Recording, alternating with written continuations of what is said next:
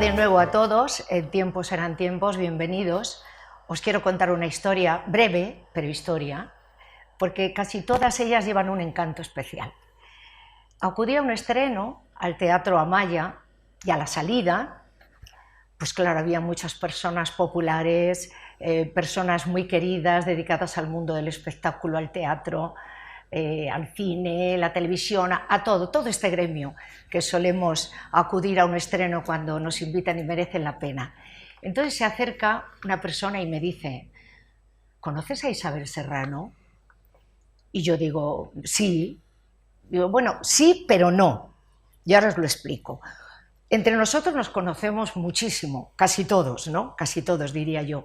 Pero cuando tú dices conoces a una persona es cuando has profundizado más en su vida, cuando has conectado muchas veces más con ella, que no es este caso porque yo he coincidido muy pocas veces con Isabel, pero siempre ha habido un cariño especial. Fue mi hermano el que me dio el empujoncito, mi hermano Alberto, que le cotilleé y le dije, ay, me encantaría llevar a Isabel, a tiempos serán tiempos. Digo, pero soy tan cortada que cualquiera se lo pide y le complica la vida a una compañera, ¿no? Y dice Alberto, que sí, vamos a hablar con ella y se lo dices. Y así fue. Me recibió con su sonrisa habitual, una sonrisa que para ella no es ningún esfuerzo, porque a la vez que la desarrolla, se la iluminan los ojos con una mirada muy clara y muy abierta. Y allí que se lo solté, digo, ¿quieres venir a mi programa? Y me dijo, sí, Elena, y me quedé paralizada. Ella es especial, sonríe sin que se lo pidas, devuelve admiración por admiración, porque respeta la vida de todos los seres y de todos los profesionales con los que convive a diario. Qué suerte tenerte aquí, Isabel Serrano. Jo, muchas gracias. Qué suerte, de verdad. Qué maravilla de presentación. Es que yo todavía no me lo creo, porque es que me enrollo porque hay tantas cosas hermosas que decir cuando una persona te cae bien, cuando ves en ella algo tan especial como tiene tu cara. Muchas gracias. Es que siempre te veo sonreír, de verdad te lo digo, ¿eh? Bueno, en algún que otro papel no, pero en los sitios sobre sí. todo cuando hago de mala, que es que yo no sé por qué me dan todos los papeles de mala. No pero, pues ¿sabes por qué? Porque yo creo que tienes una mandíbula y una personalidad en la cara, ¿verdad? Toda esta parte, aquí tienes, digamos, la dulzura insinuante, es como yo te veo, pero toda esta parte tienes una fuerza muy, muy particular. Es verdad. Y yo creo que eso es, yo creo ¿verdad? Que esta mandíbula manda mucho en mi vida, a veces más de lo que a mí me gustaría. Sí, ¿verdad? Pero es cierto que un poco el físico determina, me envuelve, casi es el físico el que le da presencia al aura. Claro. de lo que me tiene, de lo que atraigo, los papeles que atraigo, ¿no? Sí, sí. Y pero bueno, eso es importante porque también te define, ¿no? Sí, efectivamente. Pero bueno, has hecho cosas mucho más frívolas también. Bueno. ¿A qué años empezaste tú, no la profesión, que eso ya lo hablamos después, a tener la sensación de que tu vocación era clara, si es que lo era, porque eso es muy importante para un niño, un adolescente, si sabías lo que querías? ¿Fue cosa tuya el renacer en esta vida de fantasía como es el arte? Yo creo que me di cuenta de que yo quería pertenecer al mundo del espectáculo al segundo día de gestación en el embarazo de mi madre. ¿Has visto? Yo ya estaba en el vientre de mi madre pidiendo monólogos y declamando cosas. O sea, en el colegio estaba todo el rato enredando y haciendo coreografías, inventando cosas. Siempre en mi casa hacía títeres con la paleta de freír, con el tenedor y las cosas, y los martirizaba a todos con mis obras de teatro, con títeres. Me ponía debajo de la mesa y después de comer todos a atenderme a mí. Desde muy, muy pequeñita. O sea, que no ha sido, pero tienes alguien en la familia, no ha sido que la familia haya provocado este interés en ti o esta admiración. Generación espontánea total. Total, ¿no? Me contaron que mi abuelo fue músico, pero bueno, yo eso es algo que he oído por ahí. Nunca he visto instrumentos de música en casa, mi abuelo nunca me contó batallitas de la orquesta ni nada de esto, o sea, generación espontánea total. Que a lo mejor, bueno, hay veces que no, a lo mejor no tienes presencia de cosas que tu abuelo haya hecho, pero sí que en tus genes y en la sangre, el amor, por ejemplo, por la música, si era músico, ya lo traías. Pero tú realmente, por lo que veo, abarcas un montón de historias y de, digamos, de realizaciones diferentes, pero tú empiezas como bailarina, ¿o fue tu primer impulso el decir yo voy a estudiar danza y quiero ser bailarina? Pues ya empecé tarde, fíjate, con 14 añitos, 13, 14 añitos, que dije, sí, claro. voy a decidirme por bailar, quiero empezar a tomar clases de baile y al principio recuerdo que era muy duro, pero yo ahí seguía, como buena Aries cabezona que soy, ahí seguía tomando clases de baile, porque había algo que me daba el baile que no conseguía con otros deportes. Dentro de que siempre me ha gustado mucho el deporte, era una sensación de libertad, de como de volar, que no lo conseguía con ningún otro deporte. Y bueno, pues luego, indudablemente estaba totalmente ligado a la música, que la música me transporta, ¿no? Claro. A mí y a mucha gente, pero bueno, que yo, bueno, pues tenía la capacidad como de volar mucho más todavía, ¿no? Con el baile. Antes que el teatro. Sí. Antes que coger lo que es duro de ir a un casting o comenzar a aprenderte un guión, ¿no? Que luego, claro, sacas el personaje y vuelas igualmente y sueñas y te transportas, pero realmente empiezas... Bueno, ingrato también es lo de prepararte para bailar y ser una buena bailarina, pero también para prepararte un buen guión, bueno, es duro. Yo creo que todo es duro, pero es enriquecedor. Absolutamente. O sea, yo... hablaremos más profundidad si se da, sí. Pero una de las cosas que más me gusta de actuar, de ser actriz y de preparar un personaje es toda la investigación que hay que hacer, ¿no? Para llegar al alma del personaje, llegar a la esencia, llegar a... Estoy diciendo mucho, pero bueno... No. Pero llegar a comprender lo que le sucede al personaje, en qué circunstancias se ha desarrollado ese personaje, en qué época, qué le rodea, ¿no? Todo ese... tránsito de investigación es para mí muy atractivo, muy fascinante, ¿no? Pero eso lo hacéis los grandes. ¿Ah, sí? Sí, yo conozco a muchos actores y actrices que realmente ese proceso no le siguen. Ya. No le siguen, es como, a lo mejor es porque cuando empiezan, me da la sensación que tú, cuando tienes en tu mano aunque no sea un guión muy importante o un personaje muy importante, yo lo que percibo de ti es que en tus comienzos a lo mejor no has tenido de entrada un personaje importante, me refiero a largo, ¿no? A un protagonista o alguien secundario, un papel secundario, pero que estás mucho tiempo, ¿no? Interactuando. Pero a mí me da la sensación de que a ti te han dado, aunque fuese 4 líneas, y te has intentado meter realmente a encontrar qué vas a decir en esas 4 líneas, que a veces es mucho más difícil, pero mucho que más, cuando tienes un papel más largo. Pero mucho más, o sea, cuando tienes un personaje pequeño tienes que clavarlo. Sí. No tienes más oportunidades que esa. Entonces, o eres un genio en 5 minutos o te diluyes. O sea, es así. Pues es igual que en la clase de baile para hacer la pirueta. Pues ahí está. Y lo que estaba yo pensando cuando me contabas antes, cuando empezaste a practicar y a prepararte como bailarina, es que claro, 14 años ya la musculatura, los tendones, los músculos, ya no es como empezar con 7 o 8, que sería, digamos, la edad buena para empezar los calentamientos, ¿no? Los estiramientos, conseguir que tu cuerpo siga realmente los impulsos que tú le mandes. Además, yo venía de hacer atletismo y más dureza, claro, ¿no? Y de jugar a balonmano, que siempre he sido una niña muy deportista. Sí. Y me sigo considerando niña. Es que, ¿sabes qué pasa, Elena? ¡Ay, qué bueno! Que yo sigo pensando que tengo 12 años. Mejor, Entonces, mejor. Claro, digo, soy una niña muy deportista. Mejor. Que es que, en fin. No, pero es mucho mejor así. Ya tenía mucha memoria muscular. Y entonces de pronto me meto a hacer ballet clásico. Yo empecé con clásico. Es que es muy que un duro. poco es maravilloso el ballet clásico y es la base de todo, pero es casi contra natura, ¿no? Las posturas de ballet clásico no son Totalmente. las posturas habituales de un ser humano. Entonces era mover muchas cosas ahí.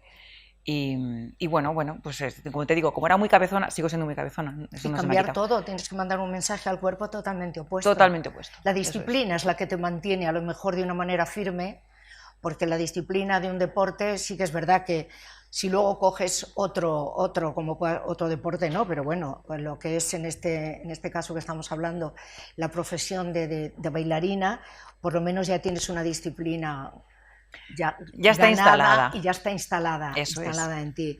Y comienzas, ¿dónde como bailarina? Primero tus papeles, digo ya profesionalmente, toda tu profesión se desarrolla en Madrid, eres de Madrid, no te mueves de aquí. Pues mira, agárrate que vienen curvas. Yo empiezo en el Teatro Chino de Manolita Chen. ¡Ay, qué bueno! Esa sí que es grande. Pero has empezado muy niña. Yo tenía 17 años cuando empezamos los ensayos. Mi padre tuvo que firmar una autorización para dejarme ir de gira. Pero todavía estaba eso. Sí, sí. Yo era menor de edad, entonces no por podía. Los 17 años. Claro, no podían contratarme. Era una menor. Es que lo de Manolita Chen ha sido... Eso ha sido para mí... Lo más. He de confesar que por un tiempo como que me daba un poco de vergüenza decirlo y ahora me parece un honor. Pero total. Me parece un honor y un orgullo y decir, yo he estado ahí, yo la he conocido. Sí. Y recuerdo, la primera vez que yo vi desmontar el teatro después de las funciones, empecé a llorar. Me daba una pena que destruyeran aquello hasta que comprendí que no lo destruían, sino que lo desmontaban para volver. Cambiaban de sitio. Pero es que claro, yo tenía... Pero una institución, ¿eh? Sí, sí. Comenzaron allí cantidad, bueno, de todo tipo, ¿eh? Actores, sí, bailarines, sí, cantantes, era algo fantástico. Pero es verdad que ha habido personas que han hablado de ello como un desprestigio. Totalmente. Y no es así. No es así. No es así. Eran otros tiempos... dio cabida a desarrollar cantidad de valores, de gente que necesitaba formarse, y qué curioso, es que me parece muy curioso. Sí. No te imaginaba, fíjate, pero no por lo de Manolita Chen, sino por la edad. Es que, sí, bueno, te digo, sí, 17 recién cumplidos los 18 justo antes de salir de gira.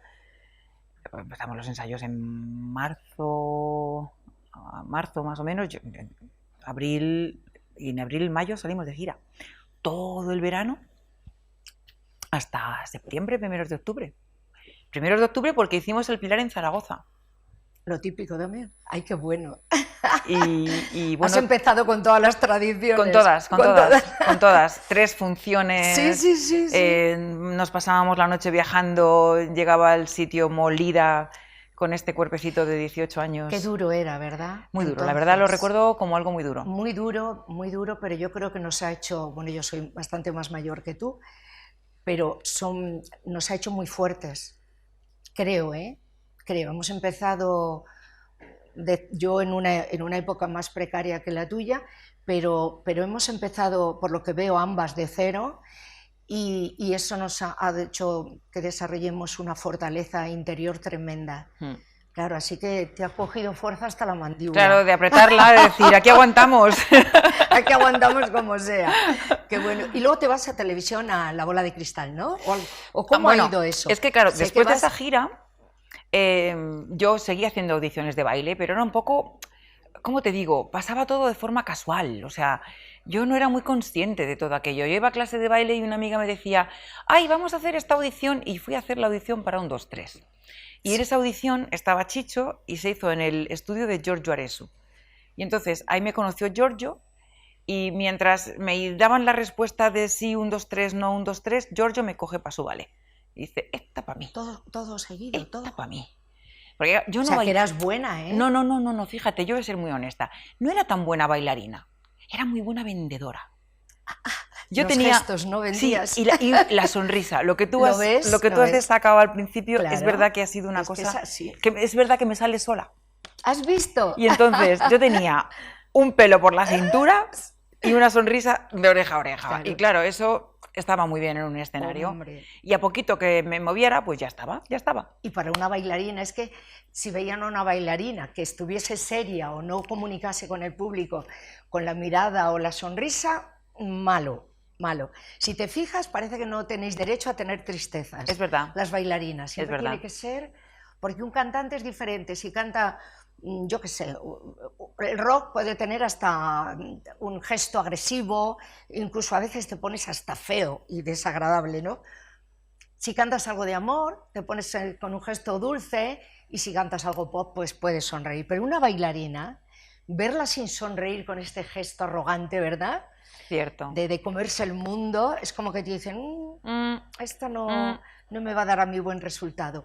¿Y cómo empiezas en el mundo del teatro, la interpretación?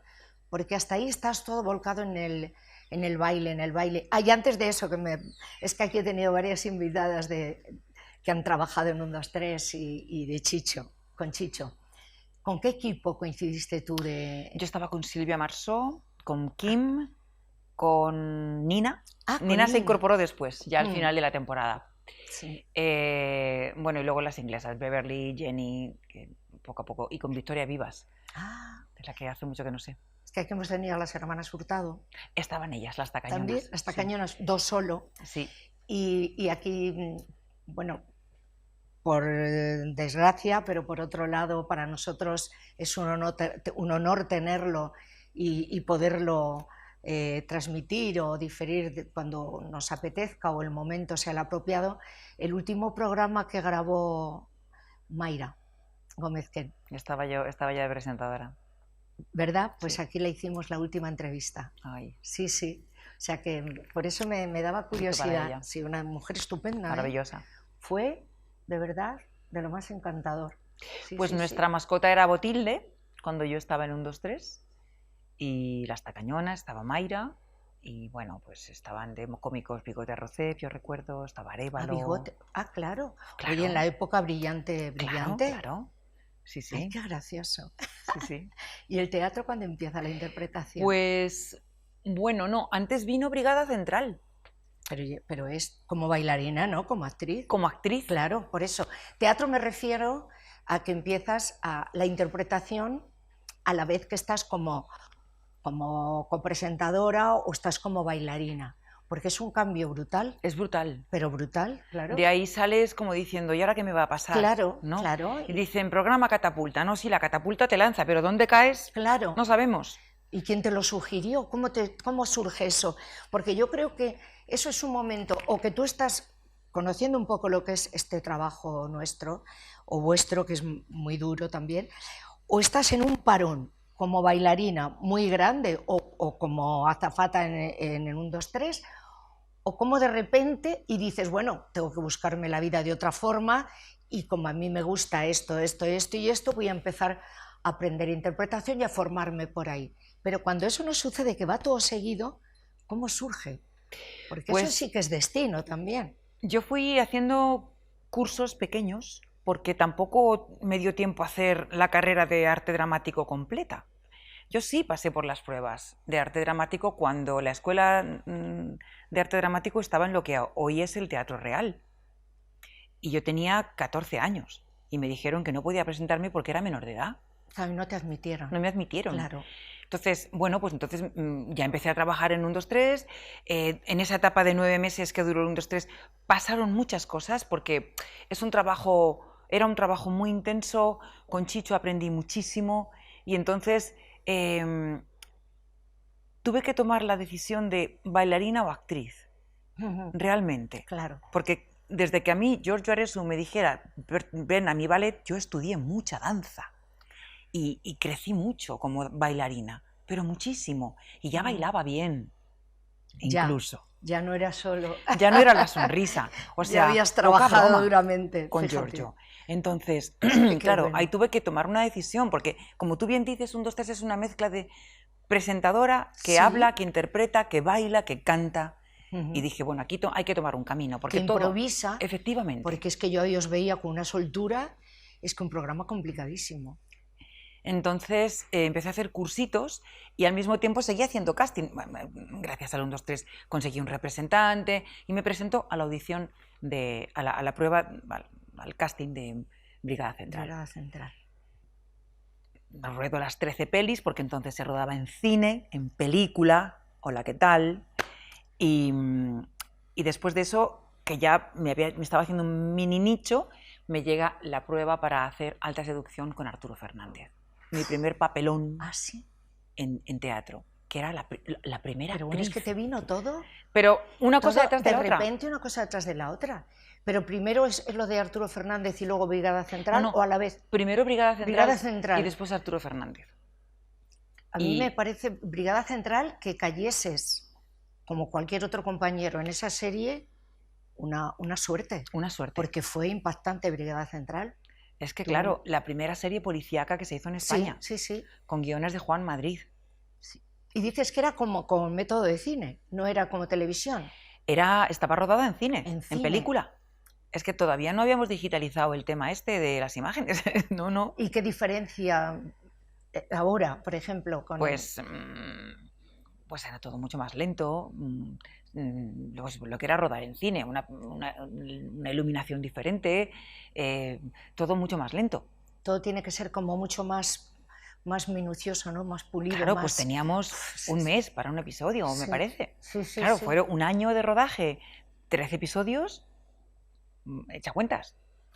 Y ahora, por ejemplo, ahora estoy haciendo una serie diaria y hago un episodio en un día. Pero bueno, es que ya vuestra cabeza va. No. A mí me admiráis, porque fíjate lo que yo considero del mundo del teatro, que a veces me da mucha pelusilla, no creas tú que...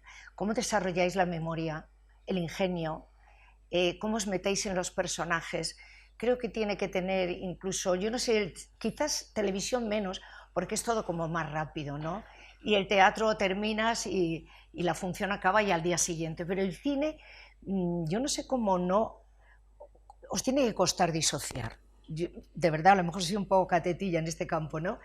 Pero yo veo a una actriz o a un actor en una serie de televisión y digo, bueno, termina el rodaje ese día y hay que trabajar al día siguiente y tal.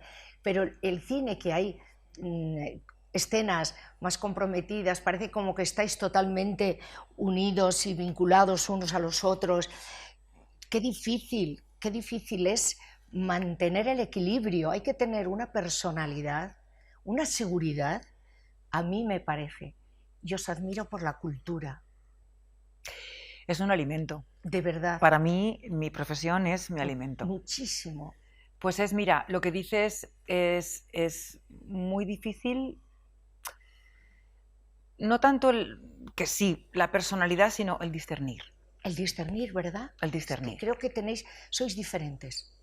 Tenéis un interior y unas facultades distintas, que si no eres así, no estás nacido para ello y formado para ello, tiene que haber un desajuste interior. A mí me da la sensación.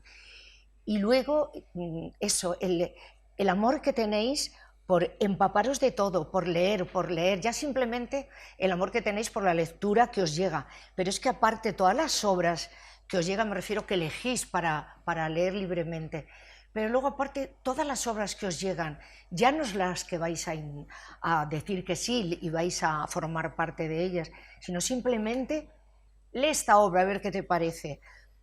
Estáis todo el día aprendiendo, tenéis un semblante distinto. Es que es una forma de entender la vida diferente. Sí. O sea, yo no me puedo imaginar cómo lo entiende un músico, pero sí he conocido músicos que se expresan mejor tocando el piano o tocando el saxo que hablando. Es posible. Entonces, es una forma de entender... Sí, es una forma de entender la vida de otra manera y es muy difícil de explicar esto porque está en las musas de uno, ¿no? Está en el aura de uno, está en la comprensión. La comprensión, yo trato de definir qué es la comprensión y no termino de definirla. Es algo que pasa de una vez. Sí.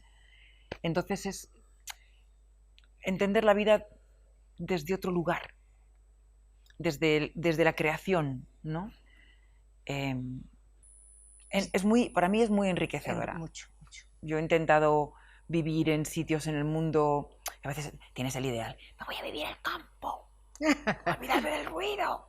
Yo lo he intentado y no me ha salido bien, claro. Porque necesito el teatro, el cine, sentirlo vibrar, los libros, vibrar, la cultura, tienes que tenerlo las exposiciones, lo necesito. Ahora vamos a hacer una pequeñita pausa. A mí me encantaría no tener que cortar porque las charlas me gustan, más que las entrevistas puras y duras, ¿no? Porque es cuando descubrimos realmente a la persona que tenemos frente a nosotros, pero tenemos que irnos a publicidad. Muy bien. Un momentito solo, un momentito. Y enseguida volvemos con Isabel.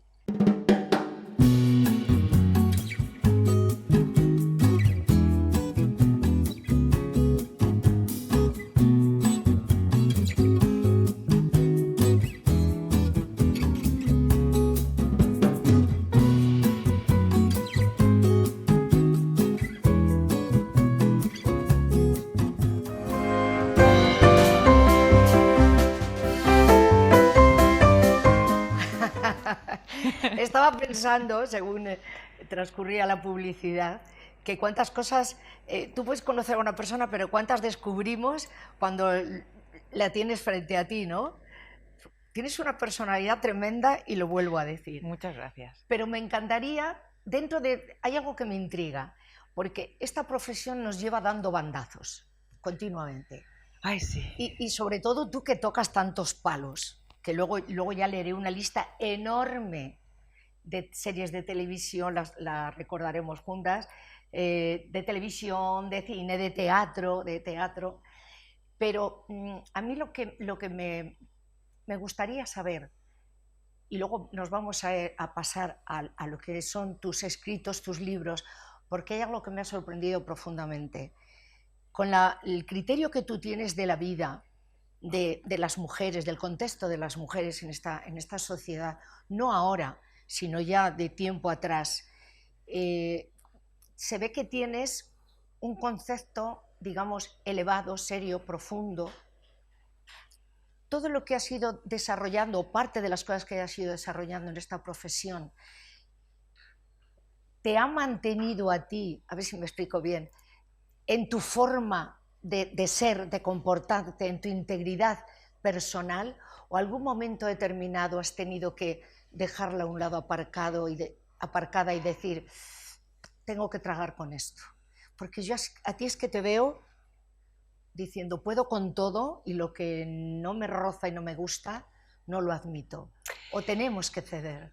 Qué maravilla, qué maravilla que traigas este tema. Porque creo que es muy importante, ya no solo para los que empiezan, sino para los que estamos. Y es, ¿hasta qué punto merece el estar siempre ahí en primera fila? Claro. ¿No? ¿Hasta qué punto merece el éxito?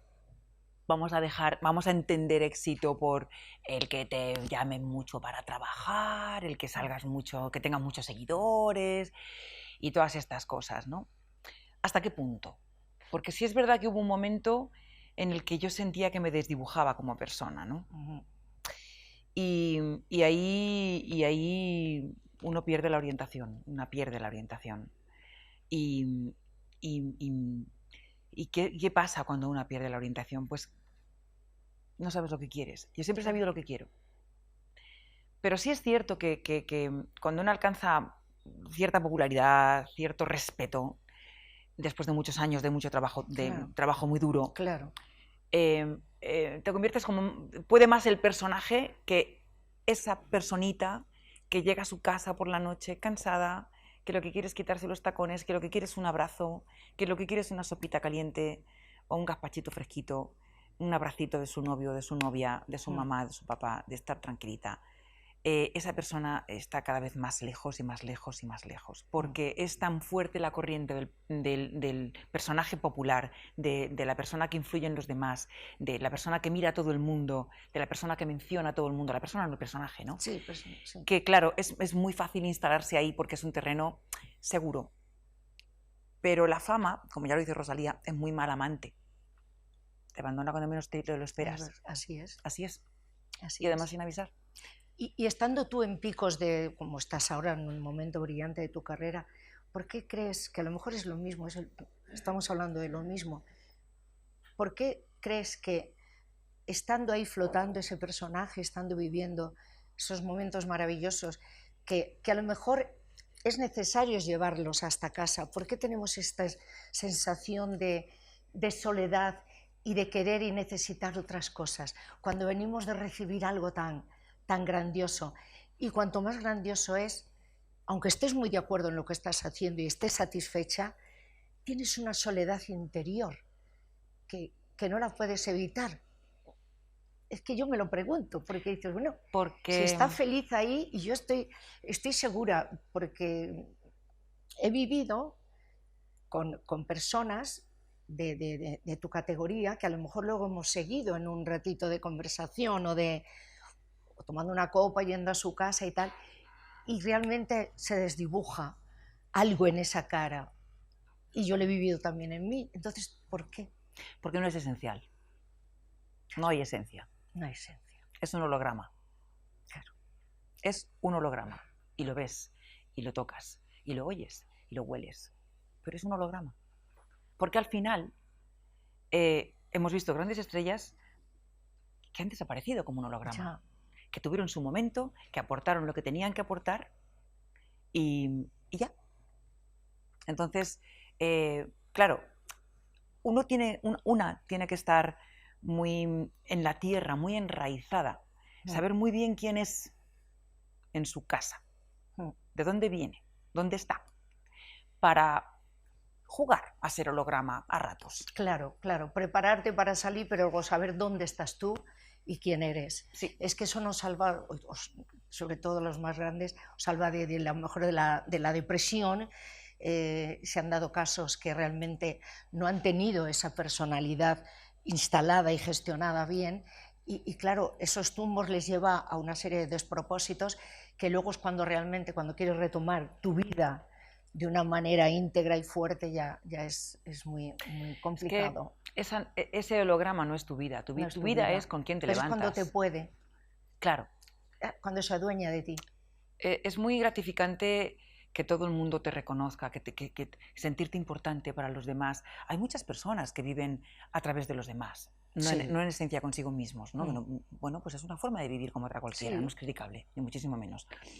En mi caso, que por muchos años sí he estado creyendo que yo era ese holograma, llegó un momento, especialmente cuando se fueron mis papás, que dije, ¿y ahora qué? E intenté sujetarme a ese holograma y no era suficiente. Claro. Necesitaba esencia pura. Esencia, no sé si me estoy explicando bien, la esencia de las raíces de una, ¿no? Sí. Me vino muy bien la pandemia para eso. Porque el estar solita en casa, ¿a que sí? Yo creo que ha meditando... Debería de haber beneficiado a muchísimas personas, más que perjudicado, creo. Yo pasé mucho miedo, como todos.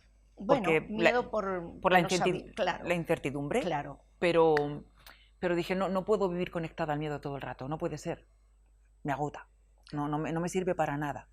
Tú eres una gran escritora. ¿Te aprovechaste a escribir? Me aproveché a pensar. ¿A pensar para luego escribir? Efectivamente. Sí. Yo ya tenía publicada la primera obra de teatro con la pandemia, sí, y estaba trabajando en la segunda.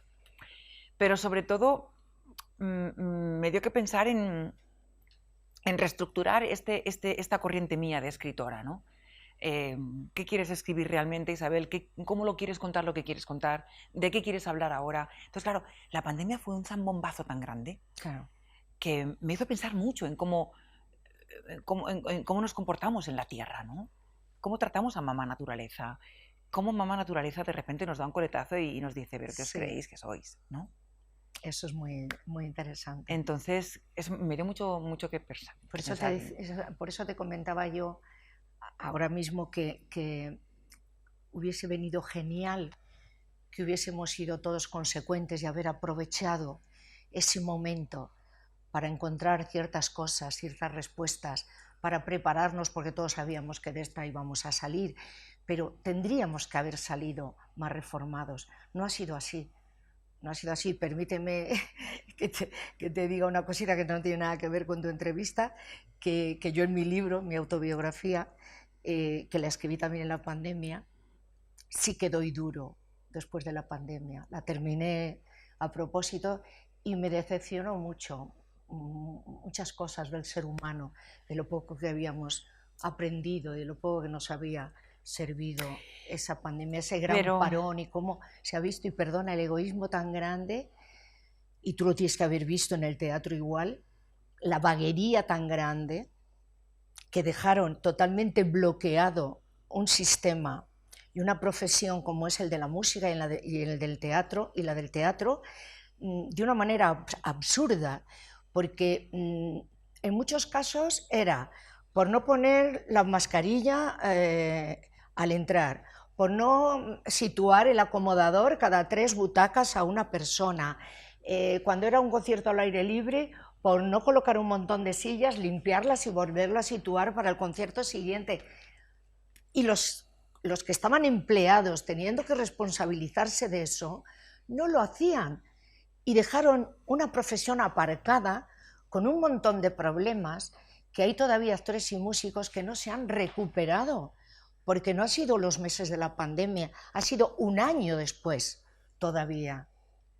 Entonces me decepcionó mucho esa falta de amor. Mira, y de responsabilidad también. Aquí a mí se me abren dos brechas con esto que dices, y una es, parece como que se nos ha olvidado ya. Sí. Que hemos estado a punto de morirnos todos, ¿no? Sí, sí, que es que además es esto. Pero yo ahora me doy cuenta, según te estoy escuchando además, porque yo he estado mucho tiempo así, sintiéndome muy defraudada, ¿no? Sí. Por la gente estornuda por la calle sin protegerse, después de todo lo que hemos pasado, después del miedo y después de tanta gente que ha perdido familiares. Pero mira, yo me doy cuenta que fue tal la confusión que hubo que no sabíamos a qué atender. Ya. Si a lidiar con esa confusión y a ver, mucha gente perdió el trabajo. Muchos seres. O sea, mucha gente no podía pagar las hipotecas porque se quedó en la calle. Sí, sí, sí. Entonces, o sea, claro, era para que esta pandemia nos hubiera educado a todos y nos hubiéramos vuelto más cívicos con la naturaleza entre nosotros como ciudadanos. Pero claro, cuenta con que fue una lluvia de confusión tan grande que era mucho para lidiar, ¿sabes? Entonces, yo creo que todavía estamos lidiando con tanto, ¿no? No es por justificarlo, ni muchísimo menos, pero quiero pensar, pensar, ¿no? Que es que se nos dio mucho trabajo por hacer. Sí. Educarnos, ser buenos ciudadanos, ser respetuosos unos con otros, ser conscientes de lo frágiles que somos, de lo fuerte que es la naturaleza, que somos muy volátiles todos. Y de pronto, ¿cómo pagas la hipoteca? ¿Cómo llegas a fin de mes? El contrato del teatro, que tenemos un año, 6 meses parados, etcétera. El reinvéntate a mí me pone de los nervios, porque es reinvéntate, ¿qué quiere decir? ¿Cambiar de trabajo? No, señor. No.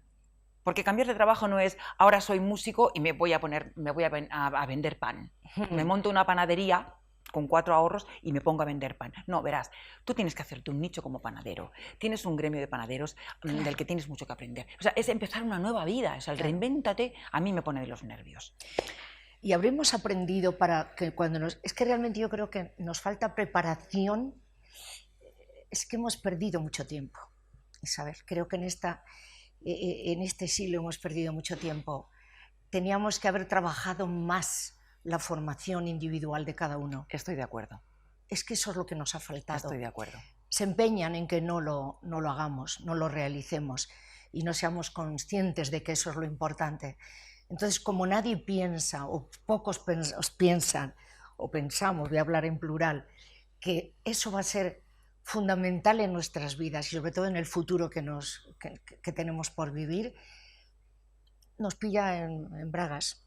Literal. Es que es así, pero por eso, entonces claro, viene el susto, viene el desconcierto, viene el espasmo y no sabes qué hacer con tu vida, pero porque nuestra formación aquí, grande, que teníamos que tener como personas hechas, ya formadas y seres humanos totalmente... pues eso, con capacidades de saber dónde estamos, nos ha pillado eso y claro, el que es vago falla, el que no es solidario falla más.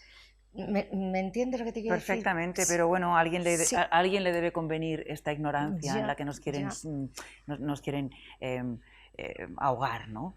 Al hilo de lo que decías antes con respecto a la cultura, bueno, la cultura necesita un presupuesto. Yo de política no entiendo, y no voy a hablar de política porque soy totalmente neófita en este terreno, ¿no? Pero a mí me daba la sensación de vamos a aniquilar a los artistas. Sí, sí. Vamos a matar la cultura. Nos ha dado a todos la sensación. Eso es un arma de doble filo porque... Claro. La música, la pintura, el cine, el teatro, fue lo que salvó la vida a muchas personas en la pandemia. Sin duda. Es el alimento del alma y esto es muy difícil de reconocerlo y claudicar. Es que no lo ven. Claro que lo ven. Pero no lo quieren hacer frente. Es muy incómodo. No lo quieren admitir. Es que incómodo. Y porque además hay unos presupuestos que hay que invertirlos ahí.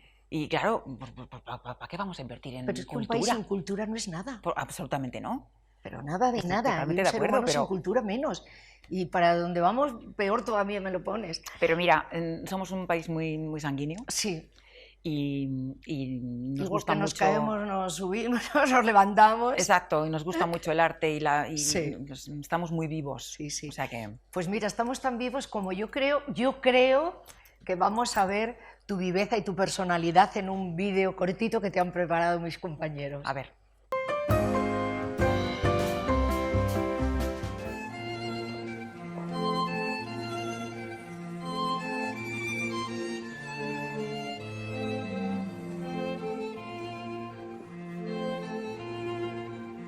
Que a partir de ahora mi vida irá unida a la tuya. Si tú quieres. Yo solamente os he dado lo que tenía dentro de mi corazón. El amor por el baile. Cuando empezamos aquí a bailar, nunca pudimos imaginar que nuestros horizontes se iban a ampliar hasta creer que no teníamos límites. Y todo se lo debemos a usted, a la gran Lina Guzmán. Pues eso lo subsanamos ahora mismo. Da gusto ver a dos personas que se quieren tanto como Manuel y como tú. Tenéis una felicidad contagiosa.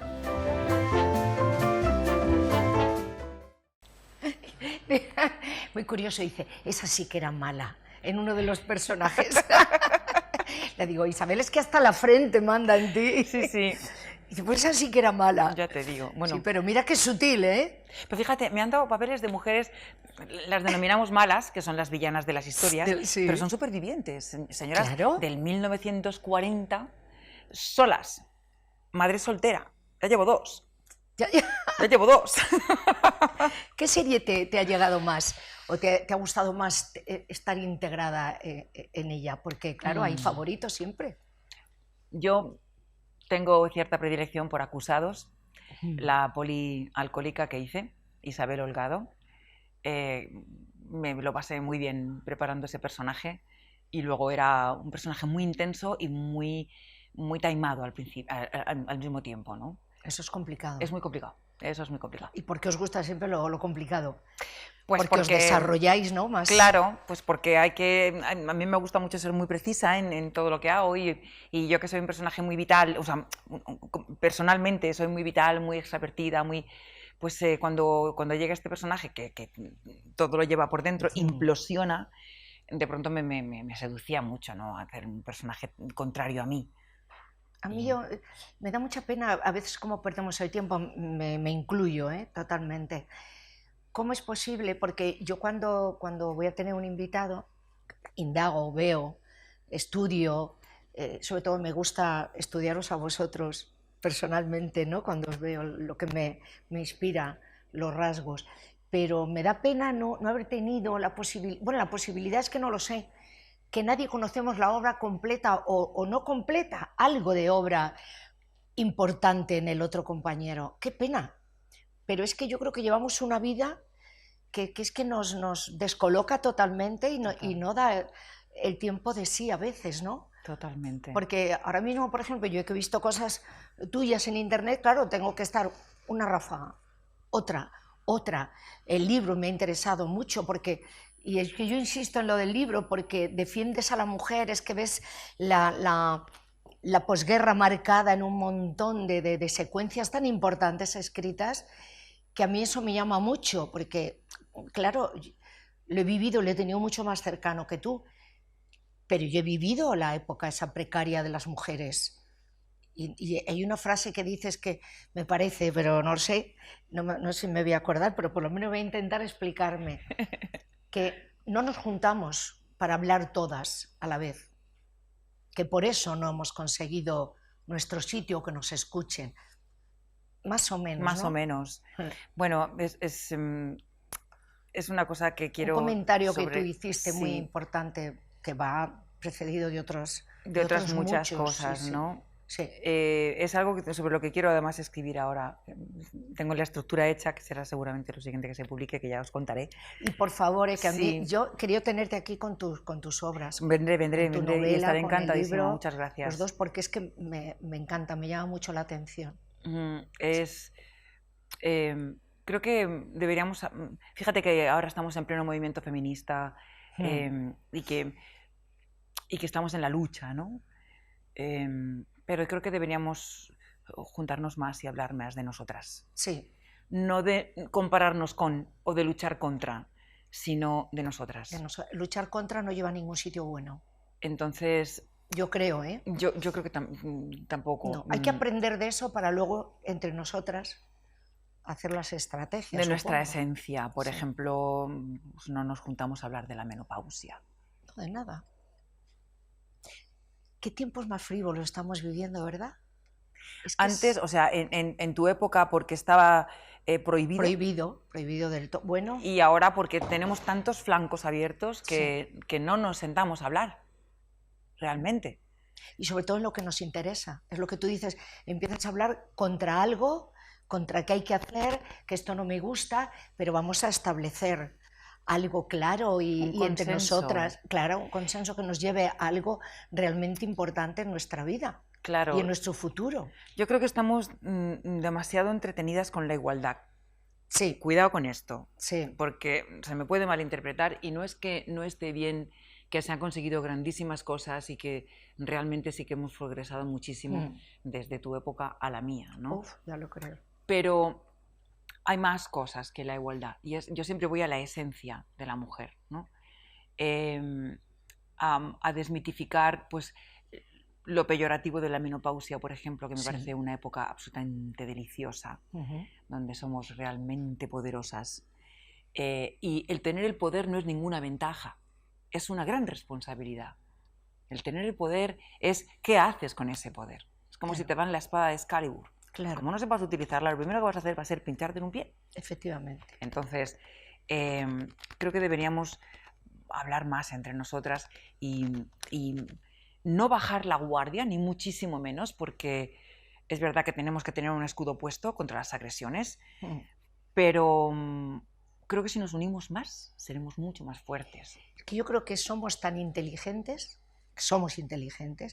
que podíamos conseguir absolutamente nuestro espacio, admitiendo un montón de cosas, como algo favorable, como experiencia que hemos vivido, un montón de cosas que nos ha precedido.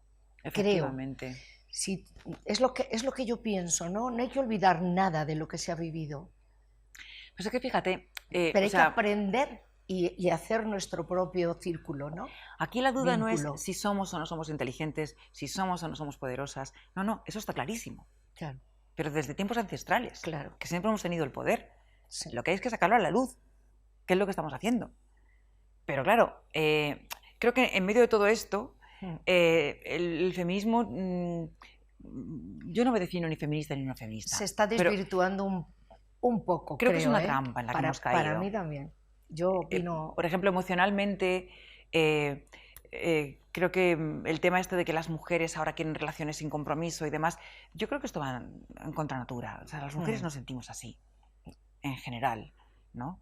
Hay un dicho que dice que a mí me gusta mucho, que es los hombres necesitan una razón, las mujeres un sitio.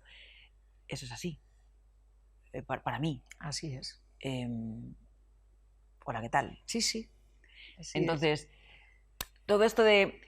Claro, las mujeres decimos, no, yo lo que quiero es sexo. Yo no necesito emociones. Y los hombres dicen, vale, claro, genial.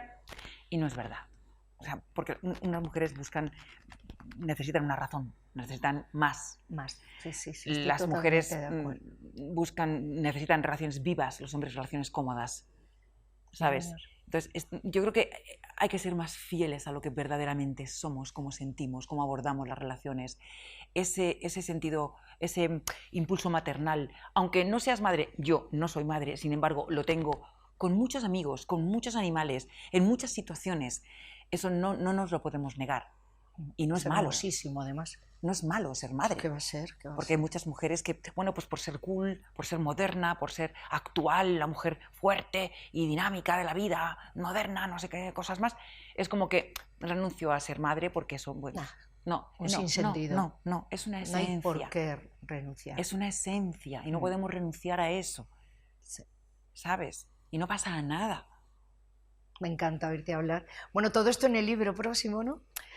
Van por ahí los tiros. Me lo dirás, ¿no? Sí, pues será genial. Sí. O sea, afortunadamente o lamentablemente, no sé, según cómo se mire, la serie me quita tanto tiempo, voy a matizar. Le invierto tanto Tanto tiempo en la serie que, pues, francamente, apenas tengo tiempo para escribir y sobre todo apenas tengo calma para escribir. Bueno, pero llegará porque tiene que llegar. Es que tiene que salir, ese libro tiene que... me está pidiendo piernas, seguro, ese libro. seguro. Pues antes de despedirnos, que ya te tenemos que ir despidiendo, dime los títulos de las obras que tienes, de tus libros. La primera que escribí escritos, es... para que lo conozcan ellos. La primera es Cariño, ya que estás de pie, y esta es muy gamberra, pero habla del maltrato en las relaciones, sean estas de la índole que sean. Y bueno, pues ahí hay un feminismo encubierto, muy, muy divertida, es comedia negra, de misterio. Y la segunda se titula Jamás sin ti, que habla de las apariencias, el corsé en el que nos ahoga, las apariencias en la España del 1953. Bueno, Que no me que no me preguntes cómo yo me he ido ahí y de dónde sale lo que he escrito. Casi te vas a mi año de nacimiento. Pero toda la época de la posguerra, el es maquis, que sí, toda esta historia, muy interesante. ahí está esta Pues emoción. nada, el próximo libro hablamos de los 3, del nuevo, porque son obras que van a ir en la misma línea y creo que es muy interesante y muy positivo. Y sobre todo, positivo e interesante toda la riqueza que nos has dedicado hoy, todo lo que nos has dejado en el programa. Sabía yo que iba a ser una charla pues muy, muy, muy fructífera, porque yo creo que nos va a dar a todos que pensar, porque tú eres una grande como mujer. Muchas Isabel gracias. Serrano. Gracias por habernos acompañado. A ti. Y nada, vosotros, hasta la próxima semana, en Tiempos serán tiempos. Un beso, no os perdáis.